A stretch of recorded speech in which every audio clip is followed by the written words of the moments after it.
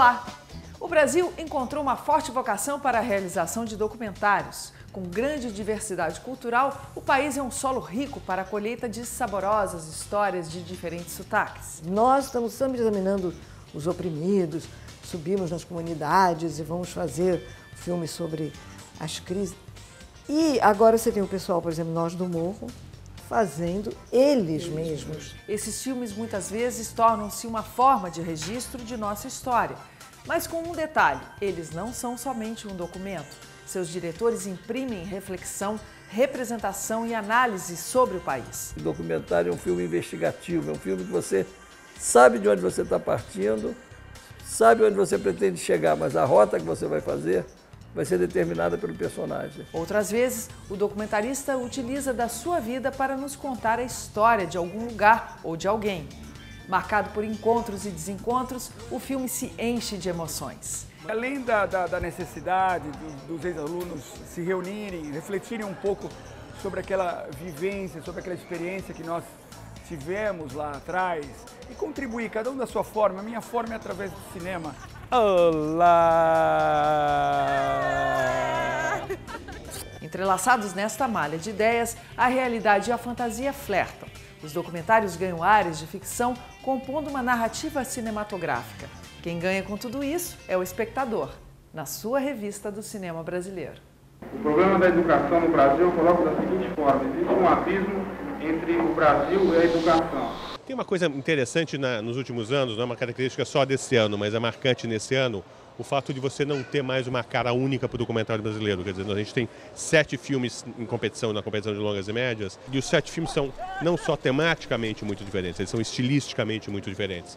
Então isso mostra que nós estamos num momento de muita ebulição formal, muita procura pelos realizadores brasileiros de diferentes maneiras de estruturar o documentário. Eu acho que isso é muito saudável, é um momento de ousadia mais marcante no documentário do que, por exemplo, eu acho que é na ficção. De fato, você tem hoje um momento em que a produção aumentou, essa produção começa a poder sim chegar às telas, e é muito bacana para um festival a gente poder selecionar mestres e estreantes na mesma mostra. Ela transita entre o documentário e a ficção. Começou a trabalhar com o pessoal do Cinema Novo e como produtora e diretora realizou filmes no Brasil e nos Estados Unidos. Com o longa-metragem Carmen Miranda, Banana is My Business, ganhou prêmios de melhor filme. Hoje, aqui no estúdio, eu vou ter o prazer de conversar com a diretora Helena Solberg. Helena, querida, bem-vinda ao nosso programa. Muito tempo. Pois é. Então, a gente está aqui querendo saber de você, assim, você que é uma documentarista e faz sua obra de ficção também. Eu queria saber como é que você transita por esses dois lugares e qual é o teu processo em cada um deles, assim. É muito diferente, ao mesmo tempo que eu tenho esse fascínio de fazer as duas formas se encontrarem. Eu acho que o documentário, você está lidando com matéria viva. Você tem que ter também uma abertura para se transformar durante ele.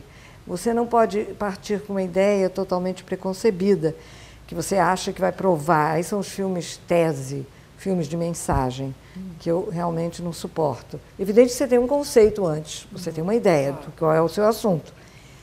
E na busca disso, você às vezes descobre que você estava errado.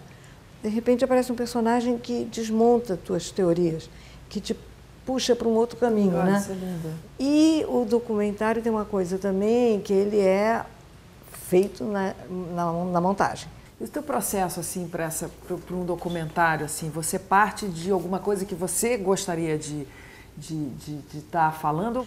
Depende, porque eu acho também que existem coisas que são de encomenda. Eu trabalhei muito nos Estados Unidos e eles, às vezes, vinham a nós com alguma coisa. Por exemplo, meu filme sobre a Nicarágua, quer dizer, ele foi motivado porque era um assunto quente.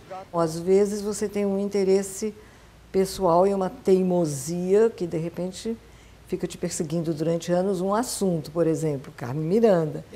Foi um assunto que, de repente, eu pensei, que é aquilo? Essa mulher é um mistério, eu não entendo, né? As pessoas acham ela absurda, ridícula, outras acham isso, acham aquilo.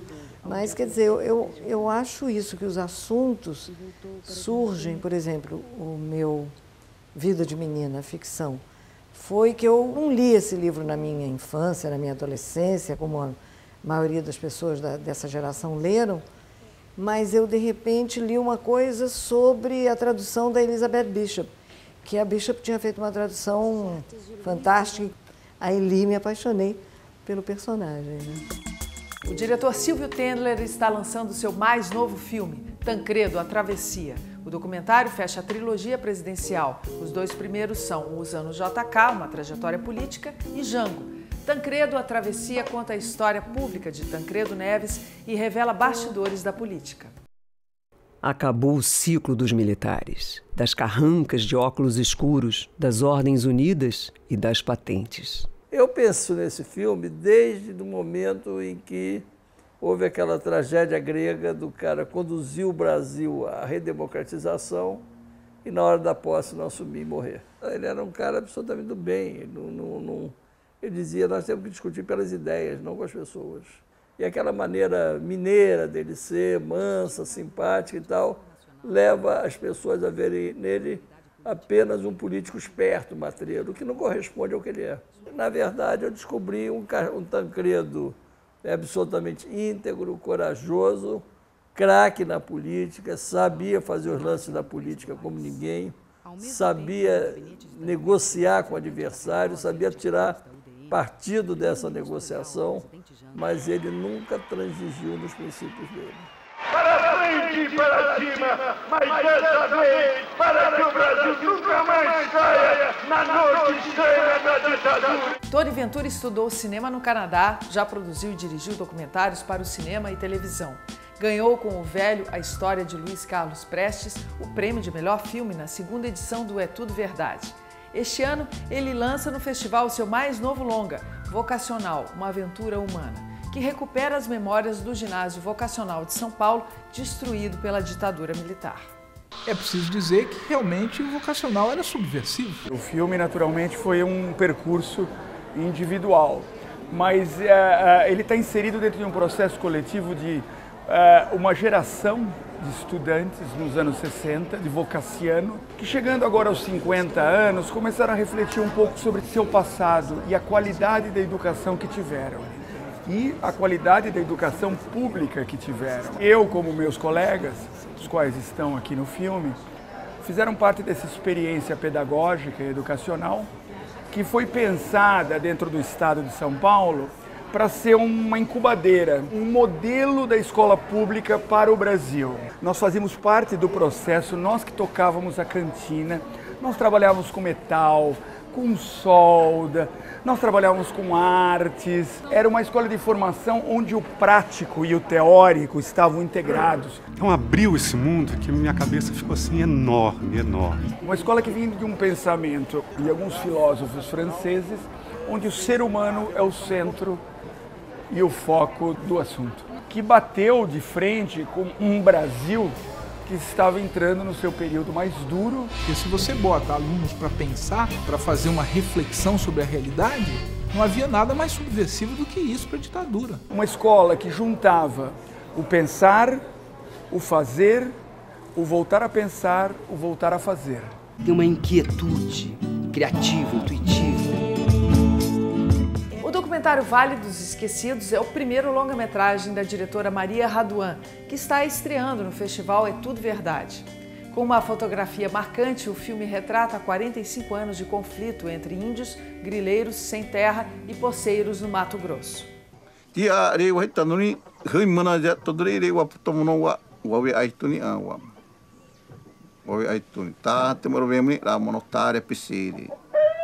Eu nasci numa família de fazendeiros, então essa é uma história que permeia a minha vida desde sempre. E eu sempre achei que a mídia retratava esse assunto dos conflitos de terra de uma maneira muito superficial. E eu achei que com aquele microcosmo do Nordeste do Mato Grosso e com a história do Chavantes, eu conseguiria fazer um raio-x bem preciso do que acontece em toda a Amazônia. O filme, eu acho que ele tem alguns lados, né? Ele tem um lado ambiental, ele tem um lado social e ele tem um lado político. Mas eu acho que o que importa mesmo do filme e o que eu tentei ir atrás foi tentar mostrar qual é a relação de cada um daqueles personagens com a Terra, porque daí fica mais claro, fica mais compreensível entender a participação dele naquele conflito e por que a história inteira se deu da maneira que ela está hoje. Os povos indígenas têm um direito à terra que é diferente do nosso direito. Eu fui atrás de entender esses personagens que são os índios, são os fazendeiros, são os poceiros, são os sem terra, a igreja e o fogo. Daí, ao longo do processo, eu fui atrás de encontrar quem seriam os porta-vozes desses personagens. Eu tentei voltar no tempo, mostrar como as coisas aconteceram, porque eu acho que essas pessoas hoje, elas são produtos de fatos históricos, de como elas foram tratadas ao longo desse tempo. Eu acho que é importante pensar o que isso gerou e como essas pessoas são hoje. E eu acho que a ideia do filme é essa mesmo, é pensar e repensar. Eu acho que a gente tem muita coisa para fazer, para melhorar, não só em relação aos personagens, mas ao fogo também, que é uma coisa que está aí, pega fogo e pega todo ano e todo mundo sabe o que vai pegar e ninguém faz nada. Como pano de fundo de tudo isso, fogo e violência. Um pedaço do Brasil em guerra contra si mesmo. Você sabe que filme é esse? Com licença, dono da casa, com licença do Curiacuca, com licença do Curiandão. Aê!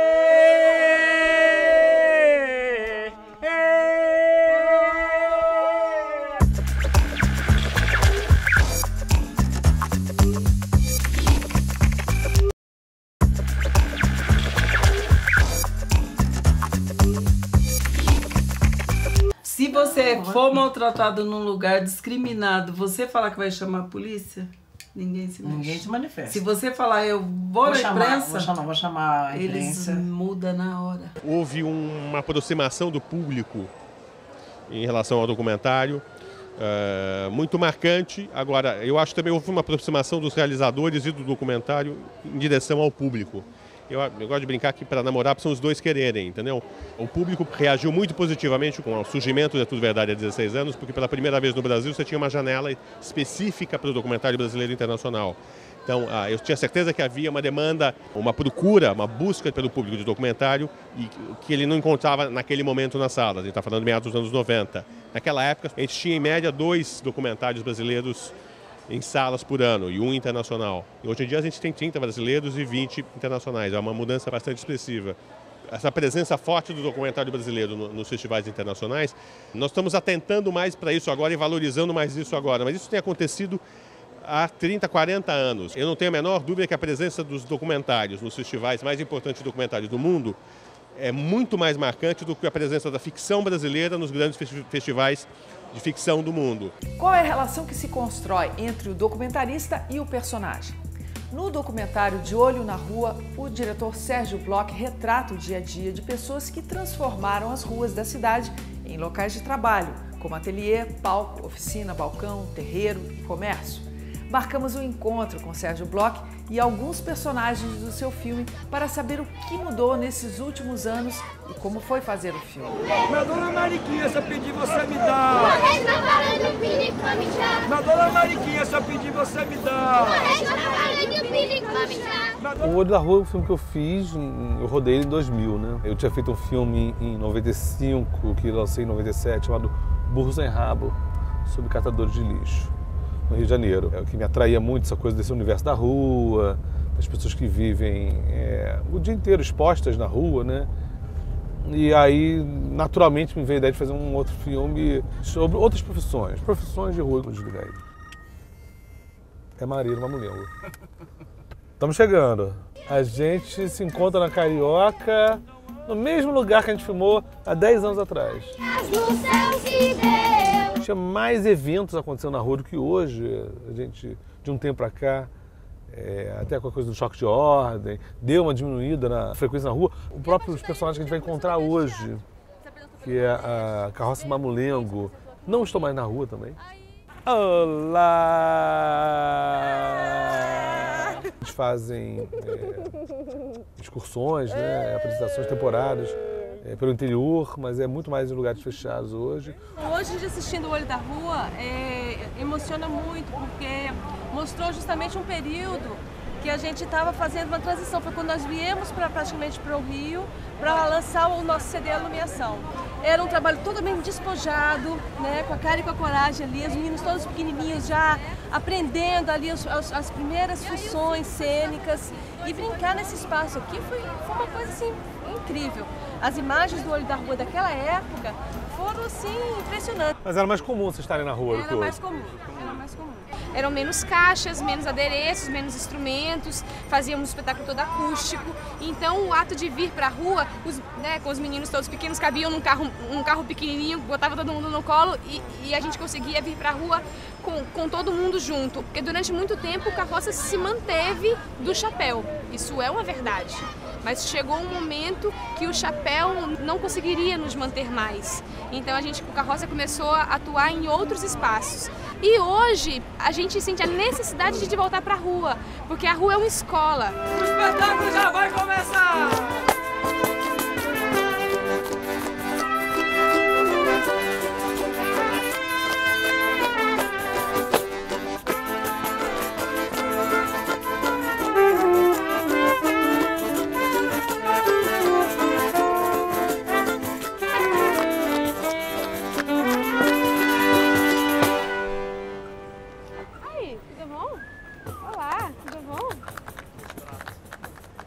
Nesse clima de reencontro, a jornalista Dorit Harazim e o diretor de filmes Arthur Fontes estão juntos novamente.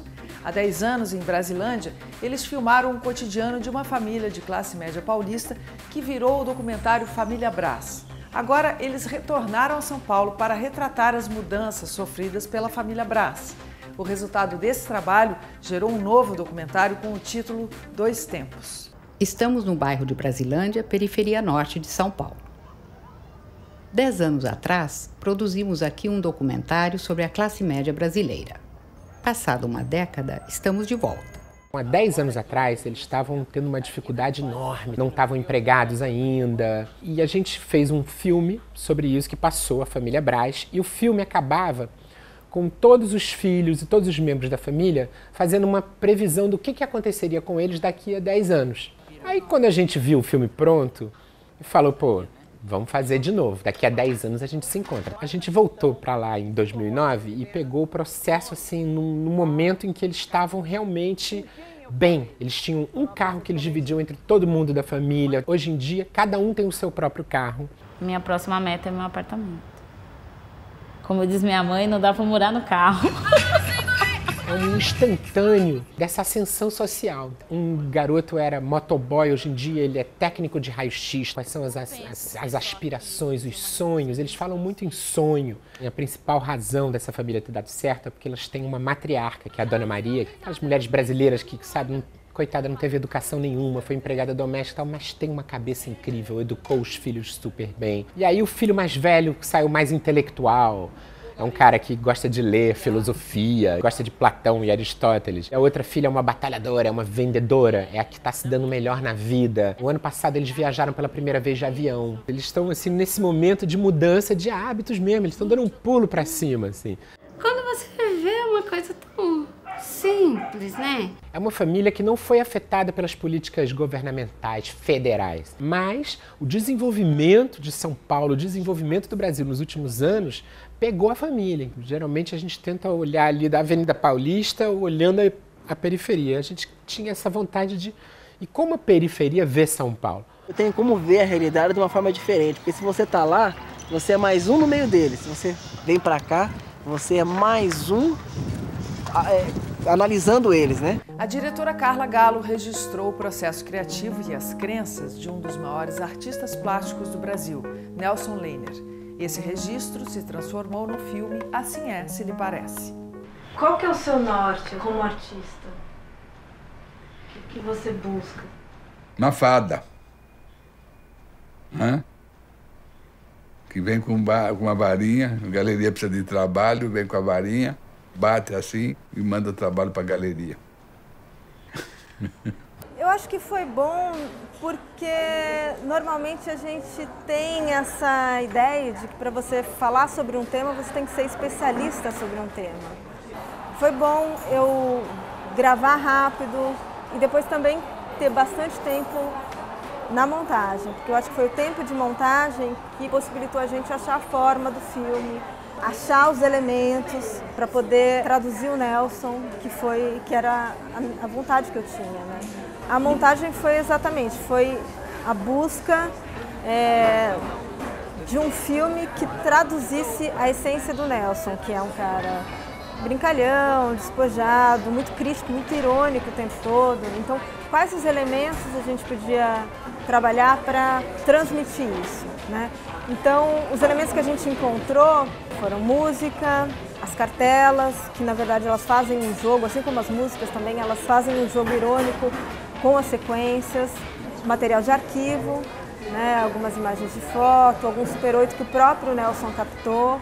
Então eu acho que esses foram os elementos que a gente elegeu para poder mostrar o Nelson que eu estava imaginando. A máscara, né? Que é uma máscara de vaca. Eu agora me tornei uma clonagem. Então eu estou pensando nesse trabalho para ir para ser apresentado em Paris. Helena, como é que você vê assim essa produção grande de documentários no Brasil? Não, eu acho incrível, mas eu tenho a impressão que tem muito a ver com as novas tecnologias também. Tudo ficou mais fácil, né? Antes você tinha que sair por aí com uma câmera e um Nagra e sei lá o quê, você tinha que ir para a sala de edição, sentar numa moviola. Tinha umas coisas, uma vantagem enorme, que eu acho que você tinha que pensar mais no que você ia fazer. Não tinha facilidade. Você tinha tantas latas de negativo e era aquilo. Então você pensava muito antes de, se você estivesse fazendo uma entrevista, de ficar se arrastando e ficar, entendeu, querendo... Você tinha que ter uma disciplina maior. Eu vejo hoje as pessoas filmando em digital e não sei o quê, que chegam na sala de edição com 50 horas de material para montar, para fazer alguma coisa de meia hora. Meu trabalho é impressionante. Então, quer dizer, de um lado compensa, de outro não. E agora me fala da palavra encantada, assim. Como é que foi juntar aquela gente maravilhosa? Foi muito difícil, viu? Porque meu medo maior era que se tornasse uma coisa didática, muito chata. E como eu te falei dessa questão do documentário, aos poucos o caminho das pedras nos foi dado pelos entrevistados. Então eu aprendi muito, entendeu? Eu saí de lá desse filme sabendo muito mais do que eu sabia quando eu comecei, que é isso, né? É a investigação. Helena, me conta assim, o que vem por aí assim de... Olha, é um roteiro, não vou contar a história, mas é que examina uma coisa que eu gosto muito, que é o ambiente, a questão da família. São as questões... Eu acho assim que a gente, no Brasil, quer dizer, os filmes, a gente tem examinado muito pouco isso, a gente tem sempre falado do outro. O oprimido, o pobre, os excluídos. E nós, entendeu? Quem somos nós? Quais são nossas questões? E eu acho que as questões estão mudando muito rápido, né? A situação entre pais e filhos. Esse universo da família, eu acho de uma riqueza. Querida, foi um prazer enorme. Muito bom te ver, adoro. Você é sempre muito bem-vinda. O filme dessa semana, Terra Deu, Terra Come, com direção de Rodrigo Siqueira, levou o prêmio de melhor documentário na edição de 2010 do festival É Tudo Verdade. Terra Deu, Terra Come é cheio de mistérios e encantamentos. O filme é o funeral de João Batista, morto aos 120 anos, comandado pelo mestre de cerimônias Pedro de Alexina, um garimpeiro de 81 anos. Um documentário que mistura memória e ficção para contar uma história do sertão mineiro. Outro documentário que vocês não podem deixar de assistir é Simonal, Vocês Não Sabem o Duro Que Dei. O filme conta a história de Wilson Simonal, um fenômeno da música pop brasileira.